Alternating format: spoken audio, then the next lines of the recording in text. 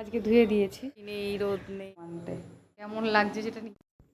শুভ সকাল বন্ধুরা, এসডি লাইফে তোমাদের সবাইকে স্বাগত জানিয়ে শুরু করছি আজকের ব্লগ। কেমন আছো তোমরা সবাই? আশা করি ভালো আছো, আমিও ভালো আছি। তো দেখো, আজকে সকাল সকাল উঠে আমি শাক ধুতে বসে গেছি। শাকগুলো কালকে রাতে আমি সব বেছে রেখেছিলাম, সেগুলোও তোমাদের সঙ্গে শেয়ার করেছি আগের ভিডিওতে।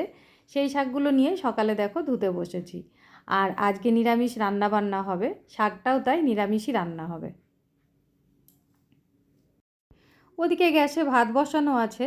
আর আজ আমি টিফিন করেছি, কাল রাতের দুটো রুটি ছিল, কলা দিয়ে রুটি দিয়ে সকালবেলায় টিফিন করে নিয়েছি।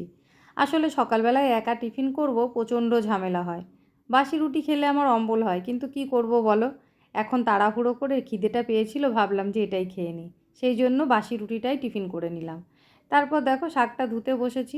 আর শাকের মধ্যে তো প্রচুর বালি থাকে, সেই জন্যে অন্তত 4বার কি 5বার আমি শাকগুলো ধুয়ে নিই।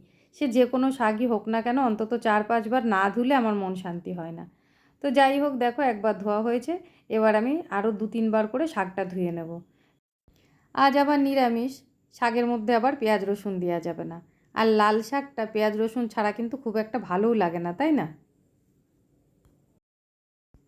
তো বন্ধুরা, শাক ধুয়ে নিয়ে তো চলে এসেছি। শাকগুলো আমি ওই অবস্থাতেই রেখে দিয়েছি, আগে আমি একটু সবজি কেটে নিচ্ছি। কাল সবজি বাজার করে নিয়ে এসেছিলো তোমাদের দাদা ভাই, সব টাটকা সবজি এনেছিল।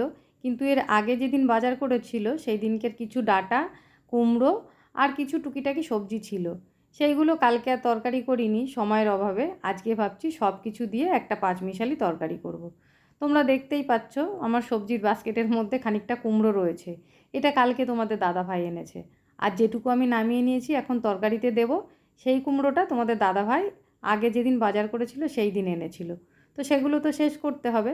সেই কারণে দেখো আগের বরবটি, আগের কুমড়ো, তারপর কয়েকটা ঝিঙে, এগুলো সব রয়েছে, ওইগুলো সব আজকে কেটে নিচ্ছি। আজকে সব মিলিয়ে একটা পাঁচমিশালি তরকারি করব। এই বেলাটা যা রান্না করব এগুলো দিয়েই হয়ে যাবে, রাতেরটা আবার রাতে দেখা যাবে। তো বন্ধুরা দেখো, ওদিকে রান্না আমি অর্ধেক করে ফেলেছি। ভাত হয়ে গেছে, ডাল হয়ে গেছে, আর সবজি শাক সব ধুয়ে কেটে কুটে গুছিয়ে রেখেছি। আর এইখানে দেখো একটা ঘিয়ের একটা তেলের, সেই কাজের সময় আনা হয়েছিল, রোজ ধোবো মনে করছিলাম, ধোয়াই হচ্ছিল না। আজকে ধুয়ে দিয়েছি। ধুয়ে দিয়ে দেখো গলি টলি সব ধুয়ে নিয়েছি আমি। এগুলো ধোয়া হয়ে গেছে। এবার যাব স্নান করতে, স্নান করে এসে পুজো দিয়ে তরকারিগুলো রান্না করব।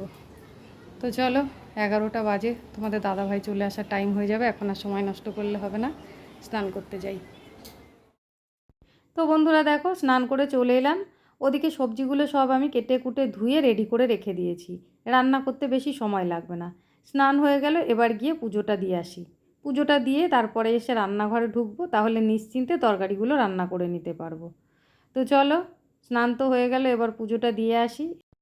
আজ আবার ঠাকুরের ফুলটা যে দিতে আসে প্রত্যেক দিন, সে আবার ফুলটাও দিয়ে যায়নি, শুধু তুলসী পাতা দিয়েই পুজো দিতে হবে।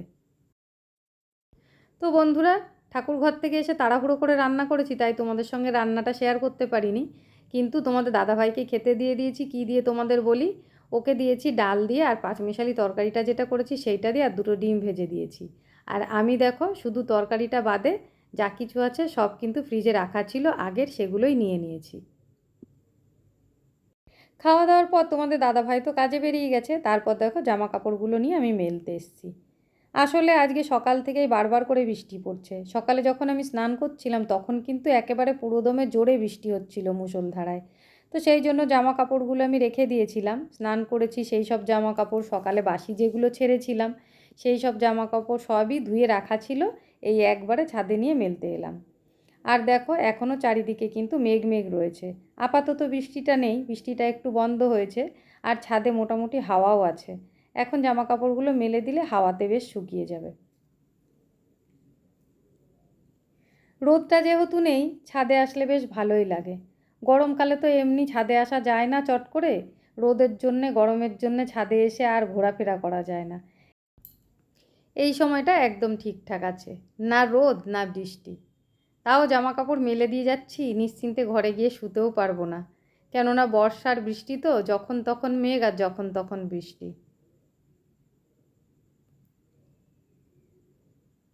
তো চলো, জামা কাপড়গুলো মেলা হয়ে গেছে, এবার নিচে যাই। বন্ধুরা দেখো, বিকেলবেলায় ছাদে এসেছি জামা কাপড় তুলতে। ছাদে এসে খুব ভালো লাগছে। বিকেলটা কি সুন্দর দেখো, বৃষ্টি নেই, রোদ নেই, রোদটাও চলে গেছে, খুব ভালো লাগছে। আর চারিদিকে পাখির ডাকের আওয়াজ, কত সুন্দর পাখিটা। ছোটোবেলাটা গ্রামের পরিবেশে কেটেছে, সেই জন্য এখন মনে হয় যেন বদ্ধ ঘরে থাকি। আর এই রকম খোলামেলা পরিবেশ মাঝে মধ্যে পেলে মনে হয় প্রাণ খুলে নিঃশ্বাস নিই। তোমরা যারা ছোটোবেলাটা গ্রামের পরিবেশে কাটিয়েছো আর এখন টাউনে আছো, তারা নিশ্চয়ই বুঝবে ব্যাপারটা। তো বন্ধুরা দেখো, এখন কটা বাজে, ওই প্রায় 9:15 মতো বাজে। তো শরীরটা আজকে জানো তো খুব খারাপ হয়েছে। এমনি আমি খুব একটা সুস্থ মানুষ না, অসুস্থ বললেই চলে। আর আজকে শরীরটা বেশি খারাপ লাগছে। কতদিন ধরে কল্যাণীতে এমসে ডাক্তার দেখাতে যাব ভাবছি, তো যাওয়াই হচ্ছে না। মানে কত মাস ধরে চেষ্টা করছি যাওয়ার, হচ্ছেই না। কিছু না কিছু একটা সমস্যা লেগেই থাকে সংসারে। তো এর মধ্যেও একদিন যাব ঠিক করেছিলাম, তো তোমাদের দাদাভাই বললো যে এখন যেতে হবে না, 2 দিন দেরি করো, আমি সঙ্গে যাব, না হলে আমি একাই চলে যাচ্ছিলাম। তো যাই হোক, কাল তো ডাক্তার দেখাতে যাওয়ার কথা, আর আজকে যেন তো সন্ধ্যের থেকে আমার শরীরটা খুব খারাপ লাগছে। কি প্রবলেম না প্রবলেম, ডাক্তার না দেখালে, রিপোর্ট না করতে পারলে তো আর বোঝা যাবে না। তবে সমস্যা কিন্তু প্রচুর আছে। এই দেখো, সকালবেলায় এই শাকগুলো কত সুন্দর করে ধুলাম, আগের দিন রাত্রে কত সুন্দর করে বেছে রাখলাম, তারপরে সকালে ধুয়েছি, কতটা জল দিয়ে কতক্ষণ ধরে ধুলাম। এসব করতে গেলে তো অনেকটা সময় লাগে, খাটনিটাই সার হলো। তোমাদের দাদাভাই জানে না বর্ষাকালে শাক খেতে নেই, তো কালকে অনেকটা শাক নিয়ে এসেছিলো, 2-3 আঁটি শাক নিয়ে এসেছিলো। তো সেই শাকগুলো আমি রাত্রে তো বেছে রেখে দিলাম, সকালবেলায় আবার দেখো সব কি সুন্দর করে ধুয়ে কুটে নিয়েছি। এবার তোমাদের দাদাভাই গেছিলো বাদাম আনতে। যে দোকান থেকে বাদাম আনতে গেছিলো, ওই দোকানে এক জেঠিমা দোকানদারি করে। তো ওনাকে বলেছে শাকের মধ্যে বাদাম দেওয়া হবে। তো উনি আবার বলছে এই বর্ষাকালে কেউ শাক খায় না কি, শাকের মধ্যে তো এই সময় কেঁচো থাকে।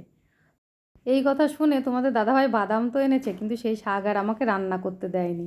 আমাকে এসে বলছে ওই শাক ফেলে দাও, শাকের মধ্যে বলে বর্ষাকালে কেঁচো থাকে। তো সেই জন্য শাকগুলো আর আমি রান্না করিনি। তোমরা তো দেখলেই, দেখালাম শাকগুলো এখন ফেলতে হবে। আর শাকগুলো দেখো কী সুন্দর টাটকা শাক, তাই না বলো? ফেলতেও মায়া লাগে। এখন কি আর করা যাবে। ও যেরকম শুনে ওর ঘেন্না লেগেছে, শাক খেতে পারবে না, বলছে ঘেন্না করে খাবো না, সেরকম আমারও শুনে আর মনে হলো না যে শাকটা রান্না করে খাই। তো সেই জন্য এখন ফেলতে হবে, কিছু আর করার নেই। তো বন্ধুরা, তোমাদের সাথে কথা বলতে বলতে রান্নাঘরের কাজগুলো সেরে চলে আসলাম। এবার দেখো বিছানায় চলে এসেছি। এখন তোমাদের দাদাভাই যতক্ষণ না আসবে ততক্ষণ আমি শুয়েই থাকবো, কেননা শরীরটা একদম ভালো লাগছে না। কেমন লাগছে সেটা নিজেই বুঝতে পারছি। তো যাই হোক, ভিডিওটা আর বড় করবো না। তোমাদের কেমন লাগলো অবশ্যই কিন্তু কমেন্ট করে জানিও। আর যদি ভালো লেগে থাকে একটা লাইক, কমেন্ট, শেয়ার, আর চ্যানেলে নতুন হয়ে থাকলে একটা সাবস্ক্রাইব করে আমার পাশে থেকো। দেখা হবে আবার পরের ভিডিওতে। ততক্ষণের জন্য তোমরা খুব ভালো থেকো, সুস্থ থেকো, নিজেদের খেয়াল রেখো, সাবধানে থেকো। টাটা বন্ধুরা।